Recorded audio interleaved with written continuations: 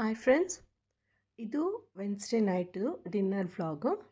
ಇವತ್ತು ಅಮ್ಮ ಊರಿಂದ ಬರೋವಾಗ ಸ್ವಲ್ಪ ಗಿಣ್ಣು ತೊಗೊಂಬಂದಿದ್ರು. ನೋಡಿ, ಇದು ನಮ್ಮ ಹಳ್ಳಿ ಕಡೆ ಮಾಡೋವಂಥ ಗಿಣ್ಣು. ಅವಲಕ್ಕಿಗೆ ಕಡಲೆ ಬೀಜ ಅದೆಲ್ಲ ಹಾಕಿ ತುಂಬ ಚೆನ್ನಾಗಿರುತ್ತೆ. ಯಾವಾಗಾದರೂ ಮಾಡ್ತೀನಿ ಹಾಲು ಸಿಕ್ಕಿದಾಗ. ಸೊ ಪಾಲಕ್ ಪನ್ನೀರ್ ಮಾಡೋಣ ಅಂತ ಹೇಳಿಬಿಟ್ಟು ಪಾಲಕ್ ಸೊಪ್ಪನ್ನ ತೊಳೆಯೋಕ್ಕಿಟ್ಟಿದ್ದೀನಿ. ಇದು ನೋಡಿ, ಸ್ವಲ್ಪ ಪನ್ನೀರ್ ಮನೇಲೇ ಮಾಡ್ಕೊಂಡಿರೋ ಅಂಥದ್ದು. ಪನ್ನೀರ್ ಮೇಕರ್ ಇದ್ದರೆ ಈ ಥರ ಚೆನ್ನಾಗಿ ಪನ್ನೀರ್ ಈಸಿಯಾಗಿ ಮಾಡ್ಕೋಬೋದು.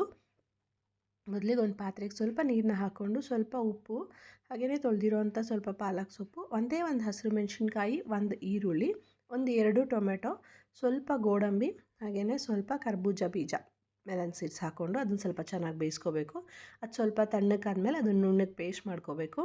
ಇಲ್ಲಿ ನೋಡಿ, ಇದು ಪನ್ನೀರ್ ಮೇಕರಲ್ಲಿ ಪನ್ನೀರ್ ಮಾಡಿಕೊಂಡ್ರೆ ಈ ಥರ ಆಗಿದೆ. ಅಷ್ಟೊಂದು ಪರ್ಫೆಕ್ಟಾಗಿ ಬಂದಿಲ್ಲ, ಬಟ್ ಹೆಲ್ದಿಯಾಗಿ ಯಾವುದೇ ರೀತಿ ಆರ್ಟಿಫಿಷಿಯಲ್ ಕೆಮಿಕಲ್ ಕಲರ್ ಏನೂ ಇಲ್ಲದೆ ಮನೇಲೇ ಮಾಡ್ಕೊಂಡ್ವಿ ಅನ್ನೋ ಸ್ಯಾಟಿಸ್ಫ್ಯಾಕ್ಷನ್ ಇರುತ್ತೆ ಅಂತ. ನೆಕ್ಸ್ಟು ಅದು ಪೇಸ್ಟ್ ಮಾಡ್ಕೊಂಡಾದಮೇಲೆ ಒಂದು ಪಾತ್ರೆಗೆ ಸ್ವಲ್ಪ ಎಣ್ಣೆ, ಅಂದರೆ ಒಗ್ಗರಣೆಗೆ ಮಾಡ್ಕೊಳ್ಳೋ ಅಂಥ ಪಾತ್ರೆಗೆ ಸ್ವಲ್ಪ ಎಣ್ಣೆ, ಪಲಾವ್ ಎಲೆ, ಸಣ್ಣ ಕಟ್ ಮಾಡಿರೋಂಥ ಈರುಳ್ಳಿ, ಜೀರಿಗೆ, ಶುಂಠಿ ಬೆಳ್ಳುಳ್ಳಿ ಪೇಸ್ಟು, ರುಬ್ಬಿಟ್ಟಿರೋಂತಹ ಪಾಲಕ್ ಮಸಾಲೆ, ಸ್ವಲ್ಪ ಗರಂ ಮಸಾಲ, ರುಚಿಗೆ ಅಗತ್ಯರೋಷ್ಟು ಉಪ್ಪು, ಇದಿಷ್ಟನ್ನು ಹಾಕ್ಕೊಂಡು ಸ್ವಲ್ಪ ಚೆನ್ನಾಗಿ ಕುದಿಸ್ಕೋಬೇಕು. ಅದು ಸ್ವಲ್ಪ ಚೆನ್ನಾಗಿ ಕುದ್ದಿದ್ದೆಲ್ಲ ಆದಮೇಲೆ ಅದಕ್ಕೆ ಕೊನೆಯಲ್ಲಿ ಇನ್ನು 1 ನಿಮಿಷ ಇದೆ, ಇದೆಲ್ಲ ಸ್ವಲ್ಪ ಕಂಪ್ಲೀಟಾಗಿ ಆಗಿದೆ ಅನ್ನೋವಂಥ ಟೈಮಲ್ಲಿ ಆ ಪನ್ನೀರ್ ಕ್ಯೂಬ್ಸ್ನ ಕಟ್ ಮಾಡ್ಕೊಂಡಿರೋದು ಹಾಕ್ಕೋಬೋದು.